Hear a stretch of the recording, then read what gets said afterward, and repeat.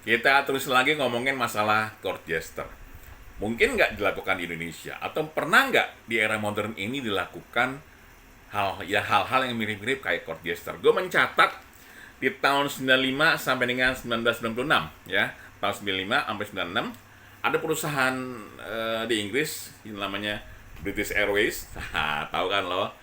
Mungkin di beberapa di antara lo atau banyak di antara lo sering menggunakan jasa maskapai ini. Jadi di sana itu ada sosok yang dipercaya menjalankan fungsi mirip kayak court jester. Cuma karena memang ini bukan di kerajaan ya, jadi mungkin istilah sudah berubah menjadi corporate jester. Ya. Oh ya, jester itu bukan berarti gestur ya. Jester itu J-E-S-T-E-R. Ya. Kalau gestur kan G-E-S-T-U-R-E. Ini enggak, ini jester. Corporate jester. Nah,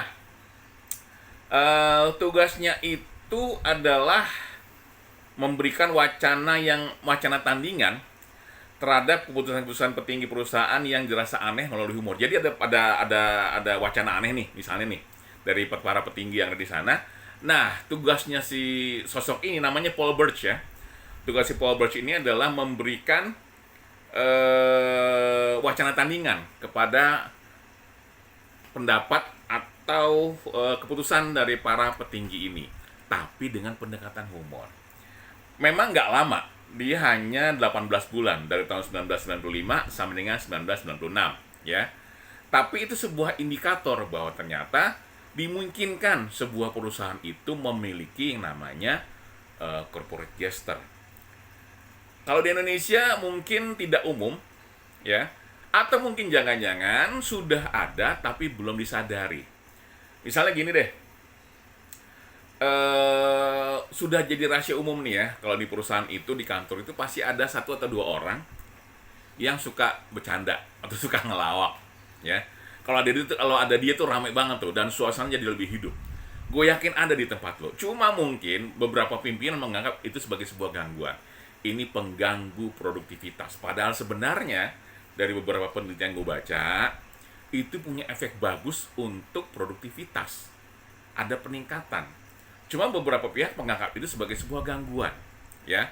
Gue nggak salahkan itu, karena mungkin tidak semua orang punya pemahaman yang sama. Dan memang penggunaan corporate jester atau penempatan kebijakan seperti itu butuh keinginan dari pimpinan.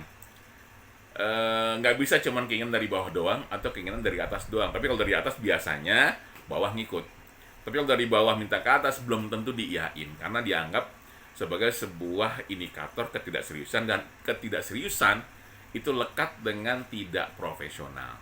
Padahal lagi-lagi tidak selalu demikian, ya.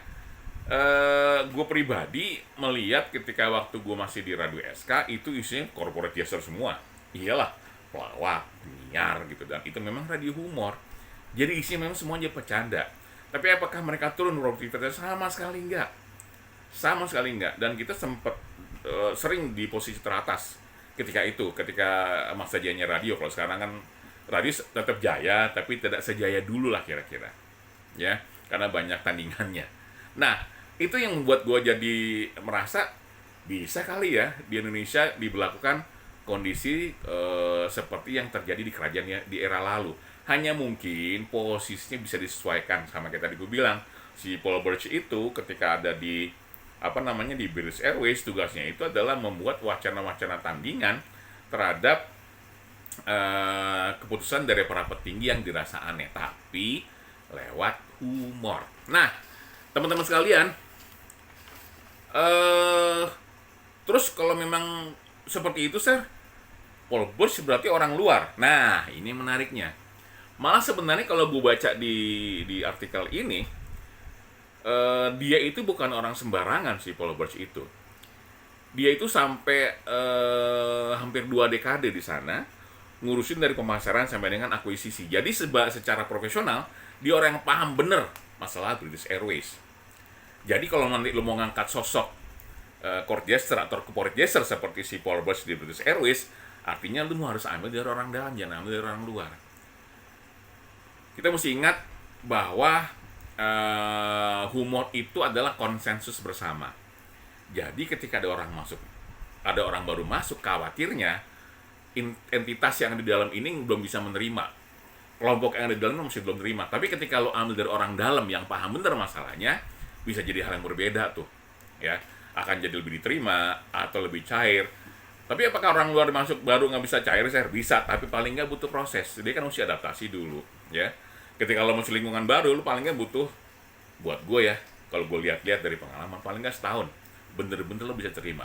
Itu pun dengan kerja keras. Lu bayangkan gitu lo masuk kerja, lu diem, jarang gaul, jarang ngobrol, nah kelar hidup lo langsung. Tapi kalau orang lama itu akan jauh lebih didengar biasanya ketimbang orang baru. Banyak perusahaan menganggap orang baru itu adalah sebuah gangguan dari zona nyaman mereka. Ketika ada orang baru ini pasti ada yang A, B, C dan penuh kecurigaan, dan itu adalah tugasnya orang baru tadi, coba menyesuaikan diri dengan lingkungan barunya tadi. Dan memang tugasnya orang baru seperti itu, ya. Suka nggak suka lo harus terima tuh, ya. Nah, kembali masalah corporate jester tadi, gue sih melihat kemungkinan itu ada. Semua perusahaan jangan-jangan sudah punya corporate jester, tapi baru sampai level membuat suasana jadi lebih gembira. Belum sampai levelnya Paul Burch ketika dia bisa, dalam tanda kutip ya, menantang kebijakan-kebijakan dari petinggi perusahaan. Tapi ketika Paul Burch menantang dalam tanda kutip kebijakan tersebut, pimpinan perusahaan juga nggak bisa dengan mudah merendahkan. Kenapa?